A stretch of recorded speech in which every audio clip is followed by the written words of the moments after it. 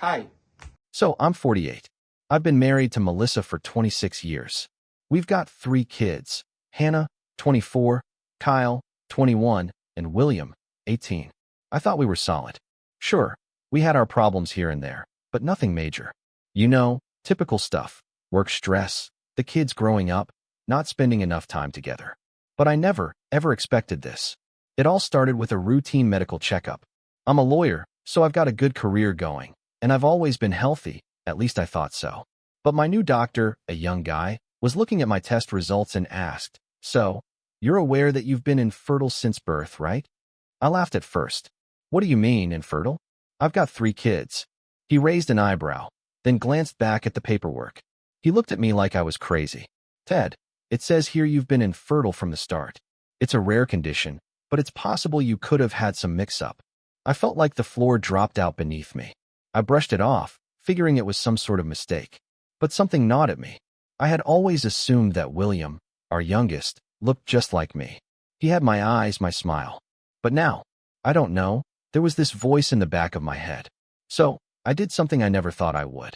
I arranged for a DNA test. I didn't want to do it. I mean, I trusted my wife, right? But that feeling, something was wrong. So, I swiped a hair from William's brush when he wasn't looking, packed it up in an envelope, and sent it off for testing. A week later, the results came back. The report confirmed it. William wasn't mine. I stared at those words for hours. Not the biological father. My stomach twisted. I didn't want to believe it. I just couldn't. So, I checked the report again. And again. I showed it to a friend who was a doctor, and he confirmed it. "Ted, this is legit. You need to talk to her." But I didn't. I couldn't. I didn't know how to face her. How do you confront your wife of 26 years with something like that? Would she even tell me the truth? Could I handle the truth? I didn't even know what the truth was. But deep down, I knew. I knew she'd been cheating on me. That I sat on that DNA report for 3 days, just staring at it like the words might change if I looked long enough. Maybe it was a mistake. Maybe the lab mixed something up. Maybe I wasn't reading it right. But I knew the truth. I started replaying my entire marriage in my head, looking for the signs I'd missed. Every late-night work meeting. Every girl's trip. Every time she picked a fight over nothing. Had it all been lies? I needed more proof. If William wasn't mine, what about Kyle? What about Hannah? So I got more tests. I played it cool, pretending everything was normal at home, but I was a mess inside. I felt like a stranger in my own house, eating dinner with a woman who had lied to me for God knows how long, with kids that might not even be mine. When the next set of results came in, my hands were shaking. I opened the envelope, and there it was in black and white. None of them were mine. Not a single one. I felt sick. My whole body went cold. 26 years. A whole lifetime. Raising them. Loving them. Believing they were my blood. And it was all a lie. I needed to talk to someone, so I called my best friend, Mark.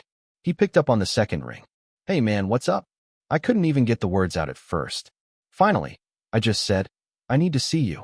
Now, 20 minutes later, I was at his place, gripping a beer like it was the only thing keeping me upright. I slid the DNA results across the table. He picked them up, read them, then looked at me. "Ted, are you sure?" I nodded, rubbing my face. "I ran it 3 times. Different labs. The results are the same." Mark let out a low whistle. Jesus Christ. I stared at the floor. What the hell do I do? Do I confront her? Do I just walk away? I don't even know how to breathe right now, man. He was quiet for a long time. Then he leaned forward. "You need to get more information. If she lied about this, what else has she lied about?" That was all I needed to hear. I wasn't going to confront her. Not yet. I was going to find out everything first. After leaving Mark's place, I sat in my car, gripping the steering wheel so hard my knuckles turned white. My whole life felt like a joke. My marriage, my kids, my family, none of it was real. But Melissa didn't know I knew. And I wasn't about to let her figure it out just yet.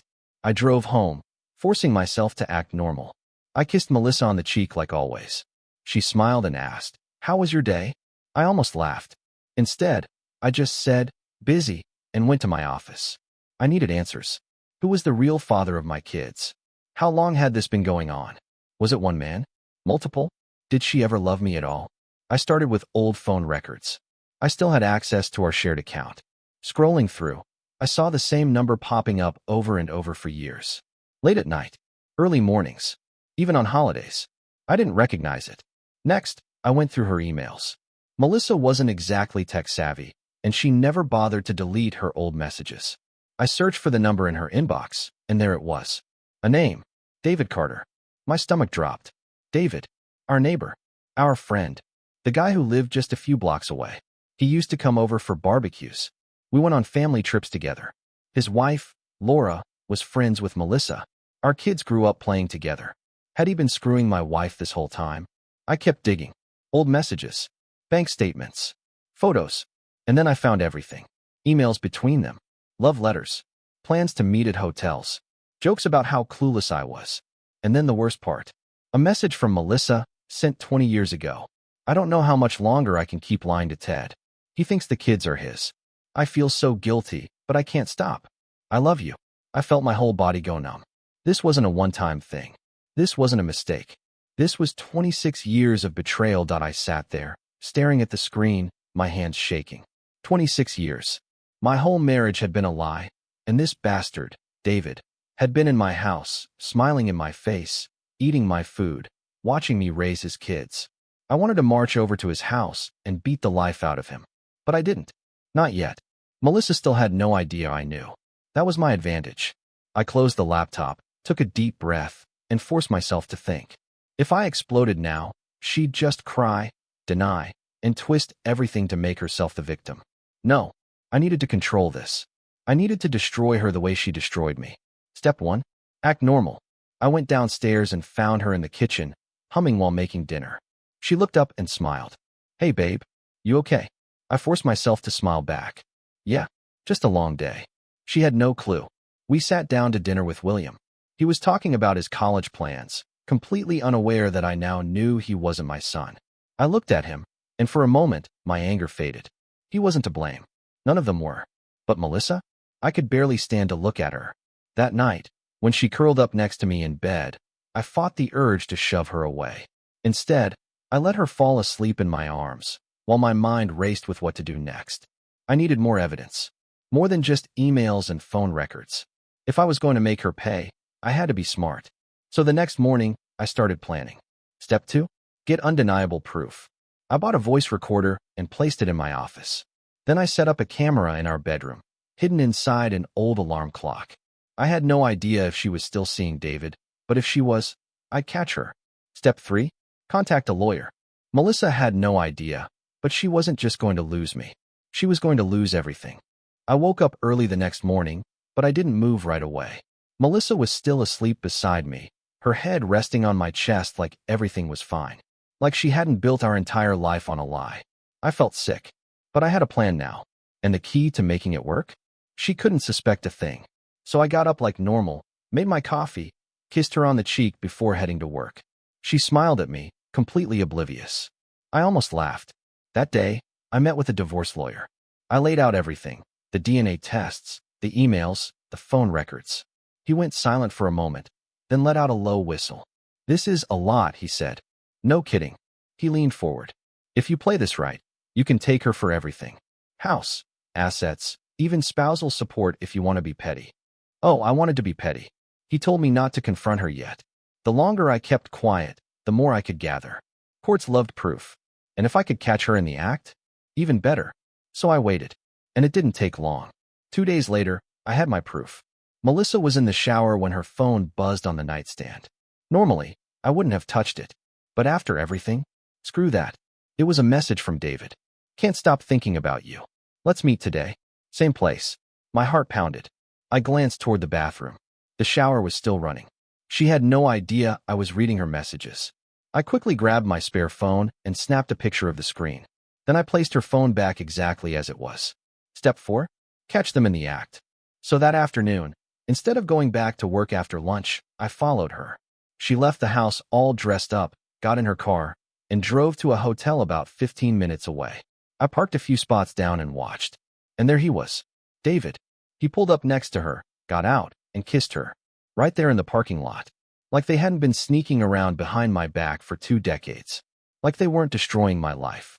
I took pictures. A video. Watched as they laughed together before heading inside. And that's when it hit me. I was done being the fool. Melissa wanted to betray me? Fine. She had no idea the storm that was coming that I sat in my car outside that hotel for nearly an hour, watching the entrance, watching my wife cheat on me in real time. It felt surreal, like I was outside my own body. Melissa and David finally came out, all smiles, like two high school kids sneaking around. They kissed, right in public, and then went their separate ways. I had everything I needed. I drove home, my mind racing. I knew I couldn't confront her just yet. No, I wanted to make this hurt. I wanted her to feel every ounce of pain she had put me through. Step 5. Lay the groundwork. I called my lawyer. I've got proof, I said. There was a pause. Then he asked, how good is it? Crystal clear. Photos, videos, even a text where they planned to meet. He chuckled. Perfect. Now we wait. Keep acting normal. The longer she thinks she's getting away with this, the easier it'll be to blindside her. So I went home and did exactly that. I played the role of the loving husband. I asked about her day, kissed her goodnight, and made her coffee the next morning. She had no idea. Then, I made my next move. Step 6. Expose her. Melissa was planning a family dinner that weekend. Hannah was coming home from her job, Kyle was driving in from college, and William would be there too.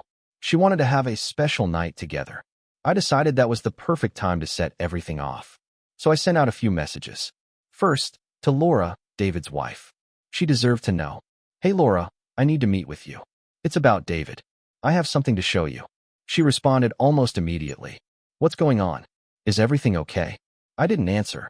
I just sent her the picture of David and Melissa kissing outside the hotel. She left me on read. Then I texted Mark. He'd been my best friend for over 20 years. I needed him there for this. I need you at dinner this weekend. Trust me. He simply replied, say no more. Everything was set. By the time Saturday rolled around, I was calm, collected. I had the evidence, I had the plan, and most importantly, I had the upper hand. Melissa was about to learn exactly what it felt like to be blindsided. Saturday night arrived, and the house was full. Hannah, Kyle, and William were home, laughing in the kitchen. Mark showed up right on time, giving me a nod as he walked in. He knew something was coming, but not the full extent. And then there was Melissa. She was glowing, happy. She had no idea what was about to hit her. She kissed me on the cheek, wrapped her arms around me like we were still the perfect couple. It made my skin crawl. Thank you for letting us all be together tonight, she said sweetly. I forced a smile. Wouldn't miss it. Dinner started out normal. The kids were talking about their lives, joking around. Melissa was playing the part of the devoted wife, holding my hand, laughing at my jokes. I let it go on for a little while. Let her enjoy the illusion of our happy little family one last time. And then, just as everyone was finishing up their meals, I pulled out my phone. I cleared my throat. I actually have something I want to share with everyone, I said, keeping my voice calm. Melissa smiled, probably thinking I was about to make some sentimental toast. Instead, I airdropped the photos and videos to everyone at the table. It took a second for them to start opening the files. And then, Hannah gasped. Kyle muttered, what the hell? William just stared in confusion. Melissa's face went ghost white.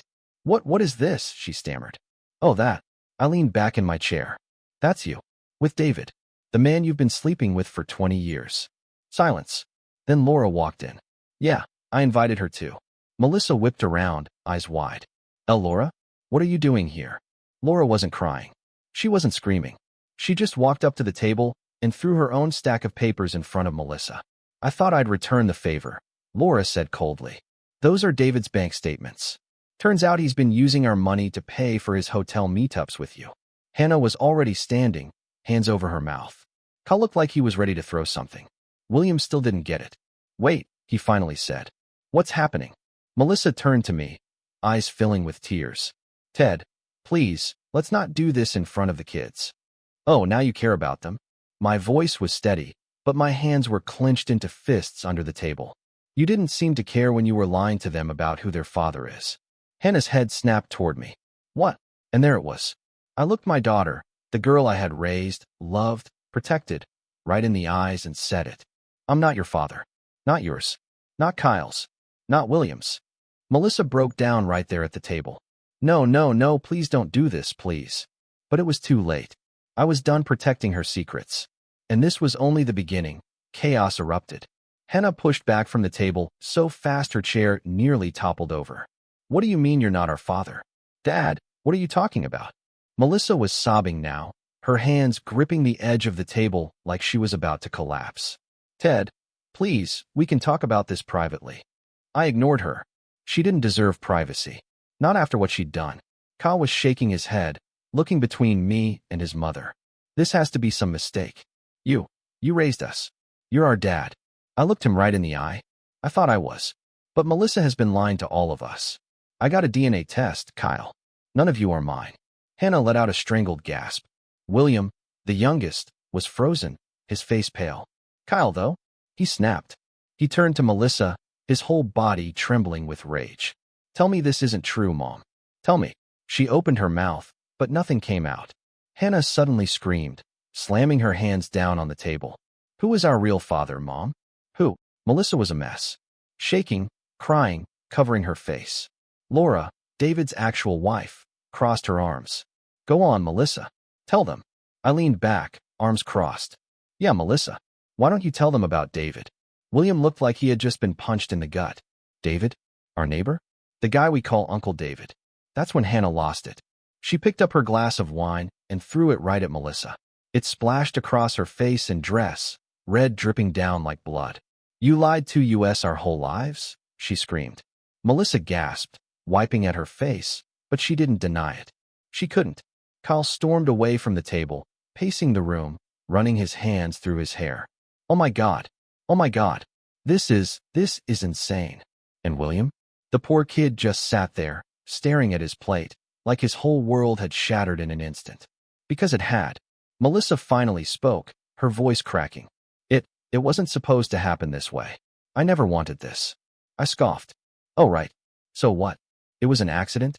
You just tripped and fell onto David for 20 years. Laura let out a bitter laugh. More like 3 kids' worth of accidents. Melissa turned to me, eyes pleading. Ted, I love you. I always have. It was just David and I. I held up a hand. Stop. I don't want to hear a single excuse. You didn't make a mistake, Melissa. A mistake is forgetting an anniversary. You built our whole marriage on a lie. She started sobbing harder. But you are their father. Maybe not biologically, but in every other way. No, I said sharply. Their real father is the man you betrayed me with. The one who got to sit back while I raised his kids, while I gave up my life for a family that was never really mine. Silence. And then, Hannah spoke, her voice low and broken. I don't even know who I am anymore. That was the last straw for me. I stood up, pushed my chair back, and looked right at Melissa. I hope it was worth it. Then I turned and walked out. And I didn't look back. I drove. I didn't know where I was going, didn't care. I just needed to get the hell away from that house, away from the woman who had shattered my entire life. My phone was blowing up, calls from Melissa, texts from Hannah and Kyle, even Mark checking in. I ignored every single one. Melissa's texts were desperate. Ted, please come home. We need to talk. I know I messed up, but don't throw away everything we built. Please, just answer me. I turned off my phone. She wanted to talk? Now, after 26 years of lying to my face, she had a lifetime to tell me the truth. Now she got nothing. I crashed at Mark's place that night. He didn't ask questions, just handed me a beer and let me sit in silence. The next morning, I called my lawyer. I want to file immediately, I said, and I want to disappear before she even knows what hit her. He didn't hesitate. Understood. Step 7. Ghost her. I took a week off work, packed a bag, and left town. Booked into a quiet hotel an hour away. Turned off my location, and let Melissa stew in her own guilt. The texts kept coming. The kids are devastated. They need you, Ted. You're their father. Please, I will do anything. Just tell me where you are. I almost laughed. She was panicking now. Good. She deserved every second of it. Then, after 4 days of silence, I got a text from Laura. David is gone. I blinked at the screen. I called her immediately. Gone? What do you mean gone? Laura let out a bitter chuckle. Ran off. Packed a bag and left. Didn't even try to fight for me or the kids. Guess he figured his little secret was out. So why bother? I shook my head. Unbelievable. Melissa had ruined everything for this man. And what did he do? He bolted. Laura sighed. I just thought you should know. And, thanks for telling me. I deserve to know. She did. We both did. After that call, I realized something. Melissa wasn't just about to lose me. She was about to lose everything. Her marriage? Gone. Her reputation? In flames. The man she cheated with? Left her behind without a second thought. And the worst part? Her own kids could barely look at her. It was exactly what she deserved. I wasn't going to yell. I wasn't going to argue. I was just going to walk away and never look back. A week passed. I stayed gone. No texts. No calls. Nothing. Melissa was unraveling. I knew because Mark, being the loyal friend he was, kept me updated. She's been calling everyone, he told me over the phone. Crying, begging, trying to find you. Even showed up at my house once. I didn't let her in. Good. Let her panic. Let her sit in the mess she made. Then, the final blow came. My lawyer called. It's done. Divorce papers are served. Melissa was about to officially lose me. I waited for her reaction. And sure enough, within an hour, my phone lit up with her name. I let it ring. Then came the texts. Ted, please, we can fix this. Don't throw away 26 years. I know I messed up, but I love you. I always have. Love? Love isn't lying to someone for 26 years. I finally responded. One message. You threw it away, not me. Lose my number. Then, I blocked her. That was it. That was the moment I was free. The fallout was exactly what I expected. The kids were shattered, and I knew they needed time. I told them I would always be there for them, but I wouldn't force them to choose sides. Hannah stayed distant for a while, trying to process it all. Kyle was furious. At Melissa, at David, at everything. William, he struggled the most. But I reassured him. You will always be my son, I told him. Nothing changes that. Melissa? She spiraled. Her perfect little life? Gone. David, the man she destroyed our marriage for? Gone. Her reputation? Ruined. And me? I walked away. Not with anger, not with hatred, just done. I had spent 26 years believing in a lie.